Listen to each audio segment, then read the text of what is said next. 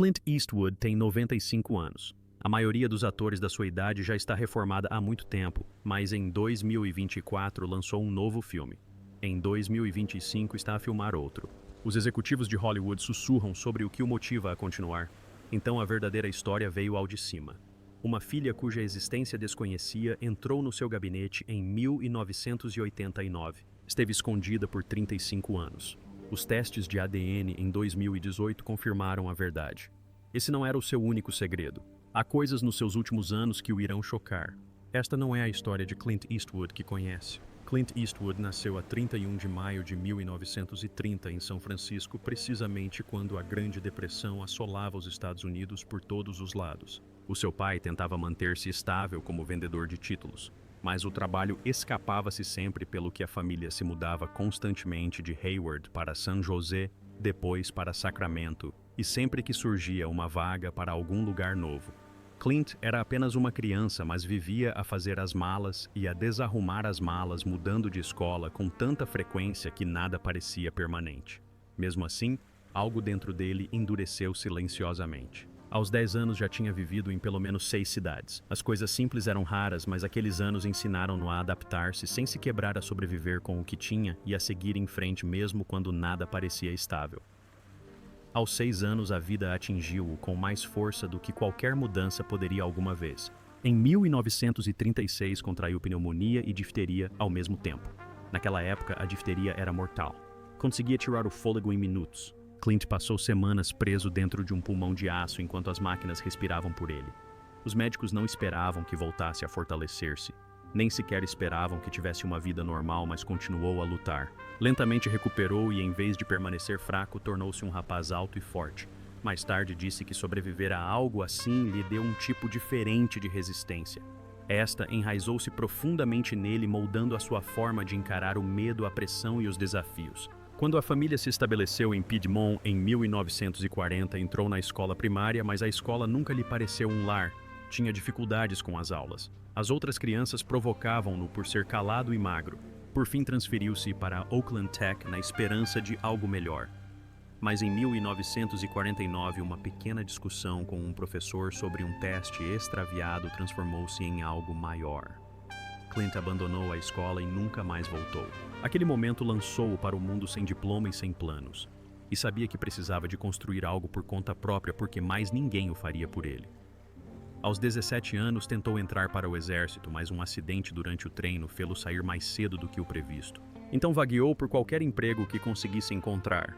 Cortou lenha como lenhador no Oregon. Enfardou feno na Califórnia. Poupou cada cêntimo até finalmente juntar $300 em 1951. Para ele era uma fortuna o suficiente para comprar o seu primeiro carro, um Ford Tudor de 1949. Trocou a relação do diferencial traseiro por uma de 3,73 e transformou-o num carro de dragsters. Aquele carro tornou-se o seu orgulho, uma lembrança de que era capaz de construir coisas de raiz. Os fins de semana eram dedicados a corridas, reparação de motores e aprendizagem sobre o funcionamento das máquinas. Tornou-se uma paixão para a vida. Em 1951, veio o recrutamento para a Guerra da Coreia. Devido ao seu passado na área da saúde, permaneceu nos Estados Unidos em Fort Ord como instrutor de natação. Certo dia, conseguiu boleia de volta de Seattle num bombardeiro AD-1 da Marinha. O avião despistou-se perto de Point Reyes e caiu no Pacífico. Clint e o piloto escaparam dos destroços e nadaram 3 quilômetros no meio das ondas geladas até chegarem à costa. Perdeu os sapatos no caminho e sentiu pedras a rasgar-lhe os pés, mas continuou. Aquela noite ficou marcada para sempre na sua memória.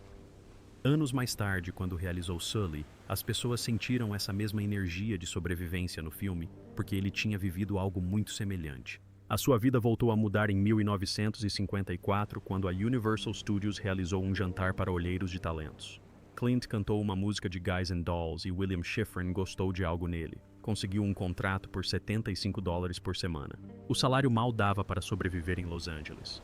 Fazia figuração sem créditos como a de um marinheiro em A Vingança da Criatura em 1955. Sem falas, sem fama, longos dias de trabalho, salário baixo. Alguns executivos achavam que não tinha brilho. Alguém chegou a chamar-lhe preguiçoso. Em 1956 foi despedido. Em vez de desistir, fez aulas noturnas e trabalhou como nadador salvador em Fort Ord para pagar as contas enquanto continuava a procurar uma oportunidade. Essa oportunidade chegou finalmente com Rawhide em 1958. Clint interpretou Rowdy Yates, o segundo nome nos créditos e não o protagonista. O ator principal, Eric Fleming, não gostou da forma como os espectadores se identificaram com Clint. A tensão aumentou. Clint fumava 3 maços de cigarros por dia para lidar com o estresse e depressa desenvolveu úlceras tão graves que necessitou de tratamento hospitalar. Quase desistiu completamente da carreira de ator, mas persistiu. Com o passar do tempo, o público percebeu nele algo de autêntico e genuíno e a sua popularidade começou a crescer. A sua vida pessoal, porém, era igualmente conturbada. Casou com Maggie Johnson em 1959, após um encontro às cegas, mas os seus relacionamentos já eram conturbados nessa altura. Poucas pessoas sabiam que ele tinha tido uma filha chamada Lori em 1954 com a dupla Roxanne Tunis. Lori foi adotada e só foi reconhecida publicamente em 2018. Entretanto, em 1962, Clint ganhava $1.000 por episódio de Rawhide. Parecia um bom dinheiro, mas ele precisava de mais para se sentir seguro. Assim, trabalhou como modelo para os anúncios da Kellogg's e investiu os seus ganhos em imóveis. Uma das suas jogadas mais inteligentes foi comprar uma casa em Hollywood Hills por $27 mil. O seu valor futuro disparou e deu-lhe uma segurança financeira.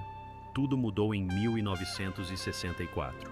Um filme chamado Por um Punhado de Dólares foi rodado em Espanha com um orçamento minúsculo de $200 mil. Ninguém esperava muito. Clint Eastwood ganhou apenas $15 mil pelo filme todo. Assim, o filme explodiu em todo o mundo e arrecadou cerca de 14,5 milhões. A sua personagem, o Homem Sem Nome, cativou o público instantaneamente. Praticava o olhar semicerrado em frente ao espelho para acalmar os nervos e o gesto tornou-se icônico. Quando o filme chegou aos cinemas americanos em 1967, as pessoas perceberam que algo de novo estava a acontecer nos westerns. O filme seguinte, por uns dólares a mais em 1965, teve um orçamento mais elevado de $600 mil. Clint improvisou um assobio para o seu papel de caçador de recompensas e posteriormente o som foi dobrado. O filme arrecadou $15 milhões. Durante as filmagens, ele e Sergio Leone entraram em conflito por causa do controle do projeto. Clint abandonou o projeto e recusou-se a regressar sem receber $50 mil extra, além do seu salário inicial de $50 mil. As inúmeras remakes de Leone enlouqueceram toda a gente, mas o filme tornou-se mais um clássico. 3 Homens em Conflito veio a seguir em 1966. Blonde enterrou $200 mil em ouro no ecrã, enquanto nos bastidores a equipa acidentalmente explodiu as 3 câmaras durante a primeira tentativa da cena da explosão da ponte. A trilogia arrecadou mais de $50 milhões no total. Clint cansou-se dos contratos desvantajosos negociados pelo seu agente. Despediu-a e passou a cuidar de tudo sozinho. Logo garantiu um contrato de $1 milhão para futuros filmes de Leone. Filmar no deserto de Almeria significava um calor de 43 graus Celsius e visitas ao hospital por exaustão. Mesmo assim, perseverou. Aquele escaldante deserto espanhol também guardava outra parte do seu caos pessoal. Surgiram rumores de um caso que teria tido com a dupla de Eli Wallach durante as filmagens. Histórias como esta reforçaram a sua imagem rebelde e transformaram-no num dos homens mais falados de Hollywood. Com a trilogia concluída, Clint usou $15 mil das suas poupanças para fundar a Malpazzo Productions em 1967. Como muitos achavam que os westerns italianos eram uma má escolha de carreira, batizou a sua empresa com este nome. O seu primeiro projeto como realizador, Play Misty for Me, de 1971, mostrou a todos que era mais do que um ator. Chegou mesmo a recusar um papel em Amargo Pesadelo para ter a certeza de que poderia realizar o filme da forma que queria. Esta decisão definiu o rumo do resto da sua carreira. Em 1968 já não era apenas uma estrela. Ele era um símbolo sexual. Hang Him High valeu-lhe $400 mil e a sua primeira experiência a realizar cenas de segunda unidade. Negociou também uma participação nos lucros líquidos do filme, mostrando a sua perspicácia nos negócios. O sucesso do filme provou que não precisava de Leon para protagonizar um western. Ele podia brilhar sozinho. A ascensão de Clint Eastwood no início dos anos 70 foi como alguém que força uma porta pesada e se recusa a deixá-la fechar novamente. Tudo começou com Dirty Harry, em 1971, um filme que explodiu nos cinemas com uma força inesperada. Custou apenas 4 milhões de dólares a ser produzido e arrecadou 36 milhões, mas a história por trás foi ainda mais impactante do que a bilheteira. Eastwood proferiu a célebre frase "Sente-se com sorte", de uma forma tão precisa e natural que pareceu improvisada no momento. O perigo no set também era real. Trazia um revólver calibre 44 Magnum carregado para dar autenticidade à cena e um dia disparou tão perto de um membro da equipe que as pessoas ficaram paralisadas onde estavam.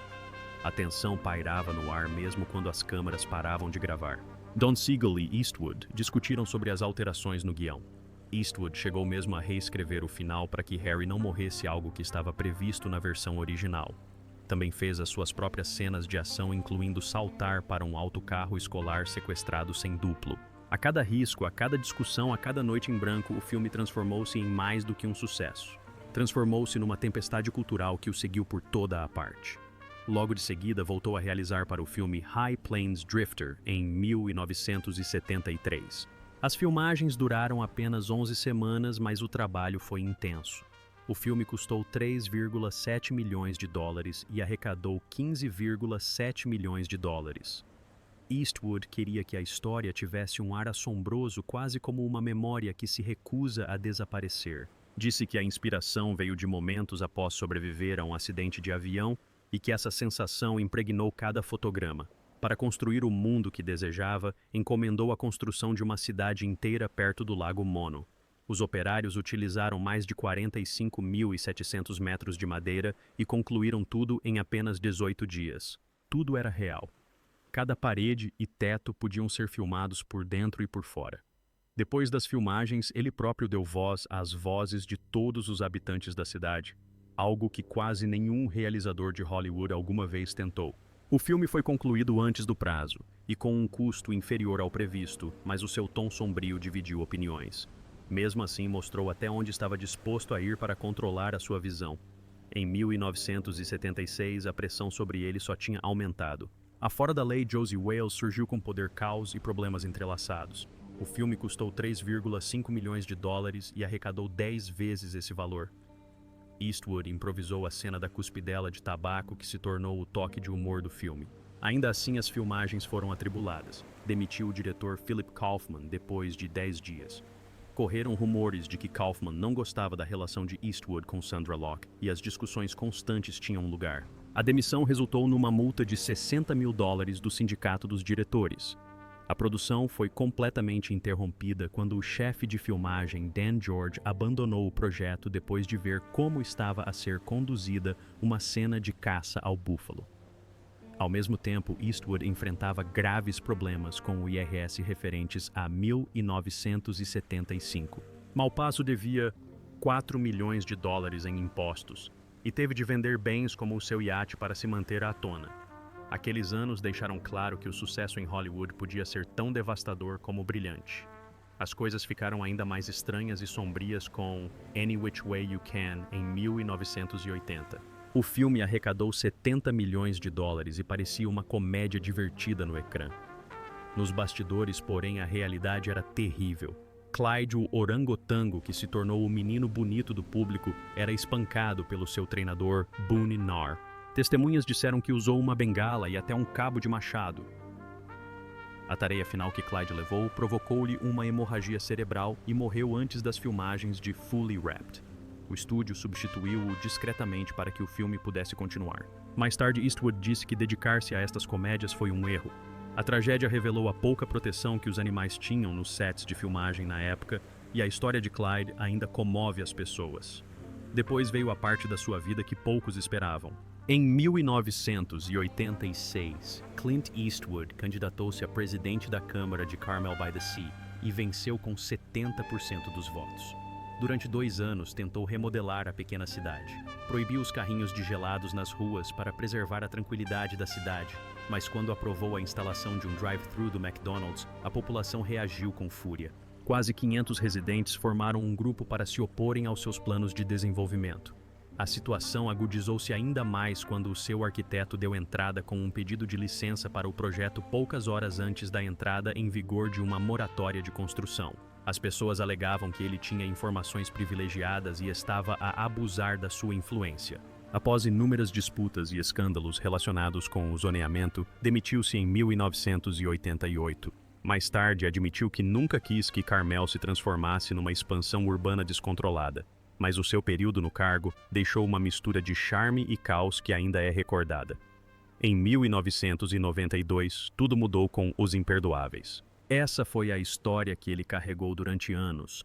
Pagou $350 mil pelo argumento em 1976 e esperou até se sentir maduro o suficiente para interpretar o papel.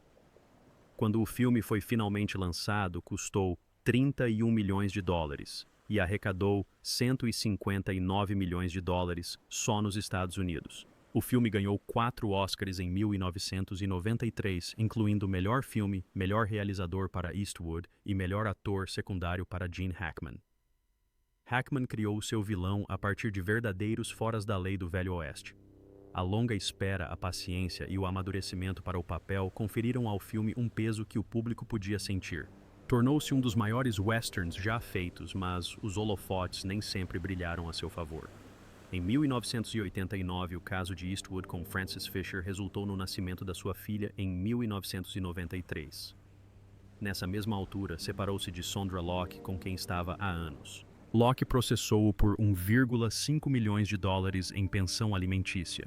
O caso revelou pormenores dolorosos. Descobriu-se que Eastwood tinha feito uma vasectomia em segredo enquanto aconselhava Locke a interromper as gravidezes. Ela disse que a separação destruiu a sua carreira. O julgamento público expôs partes da sua vida privada que nenhum dos dois alguma vez esperou que as pessoas conhecessem. Depois surgiu Firefox em 1982, um thriller da Guerra Fria que custou $21 milhões e arrecadou $45 milhões em todo o mundo. A história acompanhava um piloto americano que se infiltrava na União Soviética. Eastwood chegou a aprender foneticamente russo para as suas falas.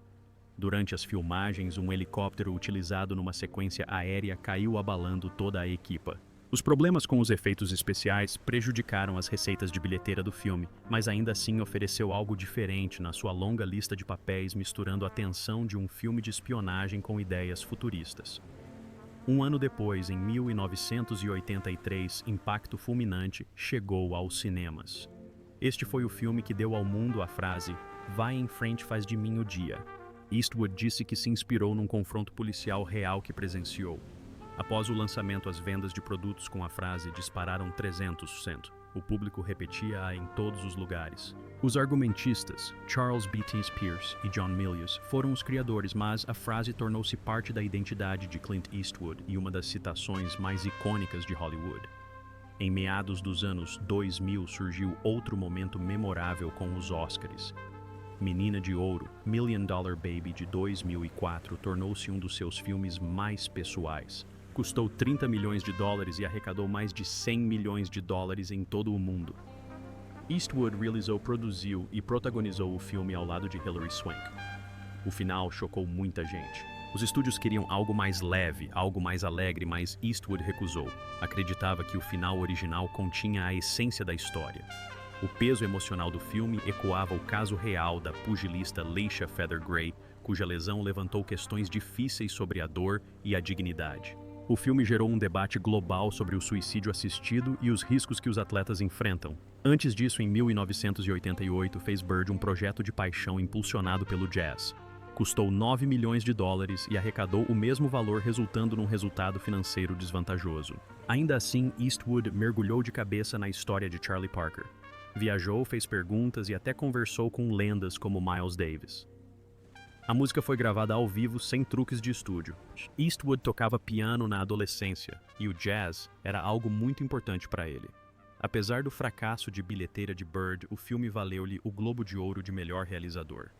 O fracasso financeiro assustou os estúdios, mas manteve vivo o seu amor pelo jazz, chegando a ser proprietário de um clube de jazz em Carmel mais tarde. Em 1996, os problemas chegaram mais perto de casa. Uma ponte colapsou na sua propriedade Mission Ranch e fez com que a casa de um residente deslizasse para dentro de um riacho. As investigações apontaram falhas de projeto e o proprietário da casa interpôs um processo a pedir US$ 1 milhão. Eastwood admitiu publicamente que tinha confiado nos empreiteiros errados. Ele resolveu o caso discretamente. Era raro vê-lo nesta posição a enfrentar críticas e a assumir a culpa. O incidente levou a cidade a endurecer as normas para pontes em bairros ricos. Depois veio Gran Torino em 2008. Eastwood suportou o custo de US$ 33 milhões do seu próprio bolso. O filme acabou por arrecadar US$ 148 milhões. No final dos créditos, cantou num falsete suave algo que insistiu em fazer para dar autenticidade à história. O filme surgiu de coisas que ele observou entre famílias Hmong, em Sacramento. Alguns grupos criticaram o filme por estereótipos, enquanto outros o elogiaram por abrir um diálogo sobre a vida dos imigrantes. Mas o cuidado que dedicou à representação, à direção e à composição musical demonstrou o quanto se preocupava com o projeto. Invictus foi lançado em 2009. Rodado na África do Sul com um orçamento de US$ 50 milhões, o filme teve Morgan Freeman como protagonista no papel de Nelson Mandela. Eastwood estudou imagens reais do Campeonato do Mundo de Rugby de 1995 para ajudar Freeman a reproduzir a voz e a presença de Mandela. Muitos elogiaram o filme pela sua precisão e emoção. Alguns críticos disseram que o filme suavizou parte da complexidade de Mandela. Ainda assim, o acesso a locais reais e a ex-jogadores de rugby fez com que a história parecesse realista e verídica. Em 1995, a sua reputação atingiu um novo patamar quando ganhou o prêmio de melhor realizador por Os Imperdoáveis, tornando-se o primeiro realizador ocidental a vencer desde 1931. O seu discurso durou apenas alguns instantes. Aproximou-se do microfone e disse que tentou pensar em algo para dizer, mas não conseguiu. As pessoas riram discretamente. Isso correspondia a tudo o que sabiam sobre ele. Um homem trabalhador que falava pouco e deixava o trabalho falar por si. Depois, em 2016, chegou Sully. O filme relata a história da aterragem de emergência do capitão Chesley Sullenberger no Rio Hudson, em janeiro de 2009. Todas as 155 pessoas a bordo sobreviveram e Eastwood quis homenagear este milagre com precisão. Filmou a longa-metragem inteira em 40 dias e gastou US$ 125 milhões para a concretizar. O filme arrecadou US$ 240 milhões nas bilheteiras e chocou o público com o quão realista tudo parecia. Eastwood usou 2 Airbus A320 reformados como cenários. Um deles foi arrastado para o Lago Falls, nos estúdios da Universal, e colocado num suporte giratório de 350 toneladas para simular a aterragem. Chegou a sentar-se dentro de um simulador de voo da Airbus para perceber o que Sully sentiu naqueles segundos antes do impacto. A sua própria experiência como piloto e sobrevivente de um acidente aéreo moldou a sua abordagem. Durante as cenas de resgate, o verdadeiro capitão do ferry, que ajudou em 2009, interpretou-se a si próprio. Os atores reagiram sem guião para captar o caos. As críticas foram mistas, mas o público respeitou a autenticidade e o trabalho por detrás de cada momento pareceu genuíno. Mas Eastwood nem sempre ficou atrás das câmaras. Em 2012, subiu ao palco na Convenção Nacional Republicana e discursou durante uns imprevisíveis 12 minutos para uma cadeira vazia que representava o presidente Obama. Mais de 22 milhões de pessoas viram-no falar, fazer piadas, pausar e divagar sobre pensamentos que pareciam meio improvisados e meio frustrados. Chamou Obama de completamente louco e insistiu que não se ia calar. As críticas chegaram rapidamente. Muitos disseram que isso prejudicou a imagem apolítica que ele cultivara durante décadas. Mais tarde, Eastwood afirmou que tudo foi improvisado porque queria manter a autenticidade. Sabia que isso irritava muita gente de esquerda, mas não recuou. Disse que só queria falar em nome das pessoas do centro.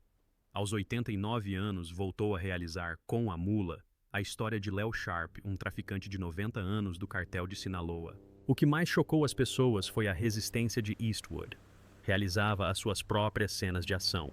Conduzia a 130 km por hora em cenas de perseguição.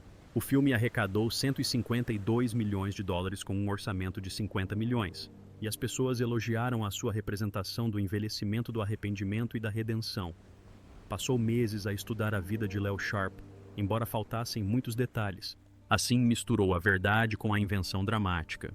E de alguma forma, a representação, a realização e a edição conseguiu fazer com que tudo parecesse realista. Isso lembrou Hollywood que, mesmo aos 89 anos, não estava a abrandar o ritmo. 2 anos depois, em 2024, lançou Juror 2. O filme estreou no AFI Fest a 27 de outubro, sendo o seu 40º trabalho como realizador. Tinha 94 anos. O elenco contava com Nicholas Hoult, Toni Collette e J. Kato Simmons. Mas Eastwood não se apoiou no brilho das celebridades. Ele escalou principalmente atores menos conhecidos para manter a tensão do tribunal nítida e realista. Ele próprio editou a versão final no seu estúdio caseiro. Na estreia, a sala estava lotada, mas Eastwood não estava lá. O elenco liderou uma homenagem e todo o local ecoou com um caloroso chamamento. Nós amamos-te, Clint. A Warner Brothers manteve o lançamento restrito com menos de 50 cinemas, o que levantou questões sobre a estratégia. Ainda assim, os críticos elogiaram o peso moral do filme e a clareza da narrativa de Eastwood. Mesmo aos 94 anos, conseguiu algo impactante. As pessoas comentam a rapidez com que ele trabalha.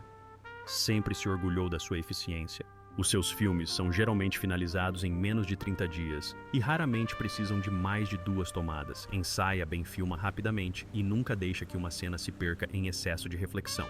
Normalmente fica com uma poupança de cerca de 20% em relação ao orçamento. Esta abordagem influenciou cineastas como Christopher Nolan, que disse que Eastwood o ensinou a usar técnicas descomplicadas e a confiar na praticidade da produção cinematográfica. Num mundo onde os realizadores disputam equipas enormes e orçamentos gigantescos, Eastwood manteve as coisas discretas, simples e eficazes. E os atores adoram-no por isso. Mas por detrás das câmaras e dos prêmios também havia segredos. Um dos maiores veio a público com a filha Laurie Murray. Nasceu em 1954, fruto do seu caso com a bailarina Roxanne Tunis. Laurie foi criada por Molly, amiga de Roxanne, porque Roxanne deu-a para a adoção. Clint nunca soube disso. Laurie cresceu sem fazer a mínima ideia de que Eastwood era o seu pai. No final da década de 1980, começou a procurar as suas raízes, e em março de 1989 entrou no escritório de Eastwood carregando fotografias, cartas e uma certidão de nascimento. A verdade era difícil de aceitar. Os testes de ADN em 2018 confirmaram que era sua filha. Reconciliaram-se publicamente e Hollywood ficou chocada. Laurie processou então a mãe por esconder a sua identidade e exigiu um pedido de desculpas público. A história revelou o distanciamento e a complexidade da vida privada de Eastwood. Outro capítulo doloroso surgiu da sua relação com Sondra Locke. Nas décadas de 1970 e 1980, afirmou que ele a pressionou para fazer 2 abortos porque não queria que os filhos lhes atrapalhassem a vida. Explicou no seu processo judicial de 1989 que ele a pressionou para usar métodos contraceptivos naturais que falharam em ambas as ocasiões. Quando engravidou, novamente disse que ele a aconselhou a interromper a gravidez. Revelou ainda que fez uma laqueação das trompas porque ele não queria ter filhos com ela. O processo, avaliado em 70 milhões de dólares, descreve como Eastwood mudou as fechaduras da casa deles e guardou os seus pertences num armazém enquanto ela estava a filmar fora. Isto chocou a indústria e expôs um lado mais frio dele que muitos nunca tinham visto. Anos mais tarde, o seu casamento com Dina Ruiz chegou ao fim. Casaram em 1996 e a filha Morgan nasceu no mesmo ano. Em 2014, o casamento chegou ao fim. Dina apresentou o pedido de divórcio solicitando a guarda física da filha de 16 anos e pensão de alimentos.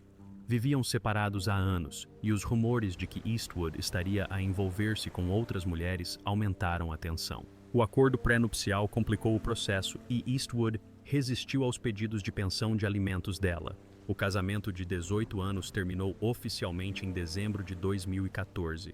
O caso revelou como o seu mundo pessoal por vezes se desmoronava sob o peso da fama e do segredo. Mas Eastwood não foi apenas moldado por conflitos. Em 1986, comprou o Mission Ranch em Carmel por 4,5 milhões de dólares. O terreno de 22 hectares estava prestes a tornar-se um condomínio. Em vez disso, restaurou o local com cuidado, recriando as molduras originais, as ferragens e o charme discreto do século XIX. Chegou mesmo a supervisionar cenas de pastoreio de ovelhas para manter a atmosfera autêntica. Agora, o rancho funciona como uma pousada com 30 quartos e gera cerca de 5 milhões de dólares por ano. Negociou com 17 proprietários anteriores para o salvar. transformou uma propriedade decadente num tesouro da comunidade. A sua empresa, Malpaso Productions, cresceu com a mesma ousadia. Fundada em 1967, a empresa produziu mais de 40 filmes e arrecadou mais de 2 mil milhões de dólares em receitas de bilheteira. Em 1990, processou a Warner Bros. Em 60 milhões de dólares, alegando que a empresa lhe devia uma parte dos lucros de vários filmes. O caso foi resolvido, mas Eastwood saiu com maior controle criativo. O primeiro filme de Malpaso Hang 'n High de 1968 foi o início de um dos estúdios independentes de maior sucesso em Hollywood. O seu amor pelo jazz também moldou o seu mundo. Em 1990 lançou o Mission Ranch Jazz Festival. Estrelas como Rosemary Clooney atuaram lá e o seu filho Kyle subia frequentemente ao palco. Em 2024 recebeu o Prêmio de Liderança Cultural do Monterey Jazz Festival. Compôs bandas sonoras para filmes como Mystic River em 2003 e recebeu nomeações para os Grammy. A música era mais do que um passatempo. Era uma parte tranquila da sua vida que o mantinha com os pés assentes na terra. Depois veio a filantropia. Após um incidente assustador na UCI neonatal da sua família, fundou a Premies, uma organização sem fins lucrativos que doou 10 milhões de dólares para a investigação do cancro. Doou também discretamente 100 mil dólares para a construção de uma escola numa comunidade carenciada. Nunca divulgou essas ações em entrevistas. As pessoas descobriram-nas mais tarde e perceberam que ele tinha ajudado mais do que imaginavam. A sua vida na aviação era também repleta de emoção e perigo. Pilotou um helicóptero Bell 47 da década de 1960 durante as digressões promocionais do Firefox. Em 1991, o nevoeiro obrigou-o a aterrar em Monterey e o susto transformou-o. Tornou-o cauteloso. Em 1997, doou 340 acres em Carmel Valley, avaliados em 6 milhões de dólares, ao Big Sur Land Trust. A terra permanece intocada, preservada para as gerações futuras. Aos 95 anos, opôs-se à obsessão de Hollywood por remakes. Numa entrevista de junho de 2025, um cineasta afirmou que, se não consegue fazer algo novo, deve ficar em casa. Metade dos filmes de maior bilheteira de 2024 eram sequelas de franchises, mas ele ainda insistia na originalidade. O seu novo filme, ainda sem título, entrou em pré-produção com possibilidade de lançamento no final de 2025. Insistiu que tinha mais experiência do que nunca, e disse que alguns realizadores perdem o brilho com a idade, mas que isso não lhe acontecia. Os prêmios falam por si. Eastwood ganhou 8 Oscars por 7 filmes. Em 1992, Os Imperdoáveis ganhou os prêmios de melhor filme, melhor realizador, melhor ator, secundário e melhor montagem. Recebeu 9 nomeações e revitalizou o gênero western numa altura em que este quase tinha desaparecido. Durante 2 décadas, apenas 3 westerns tinham sido nomeados para melhor filme. O filme de Eastwood veio mudar isso. Mais tarde, em 2004, Menina de Ouro valeu-lhe outro Oscar de melhor realizador e melhor filme.